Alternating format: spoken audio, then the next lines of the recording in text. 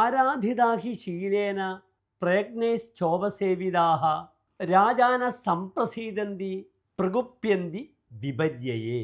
ഇവിടെ രാമായണത്തിൽ വാൽമീകി മഹർഷി രാജാവിൻ്റെ സ്വഭാവ വിശേഷങ്ങളെ പറ്റിയാണ് നമുക്ക് സന്ദേശമായി നൽകുന്നത്.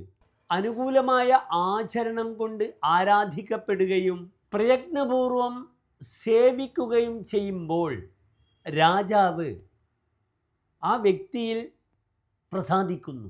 ഇതിനു വിപരീതമായി പ്രവർത്തിക്കുകയാണെങ്കിൽ രാജാവിൻ്റെ കോപത്തെ ക്ഷണിച്ചു വരുത്തുകയും ചെയ്യും. അസിതാരേവ ലേഖനമെന്നാണ്. മൂർച്ചയുള്ള വാള് പോലെയാകുന്നു രാജാവിൻ്റെ സ്വഭാവം. ഏത് സമയവും ആ വാൾ പ്രയോഗിക്കപ്പെടാം. തിരുവായ്ക്ക് എതിർവായില്ല എന്നത് പഴയ രാജകാലത്തെ പ്രധാന നിയമങ്ങളായിരുന്നു. നമസ്തേ.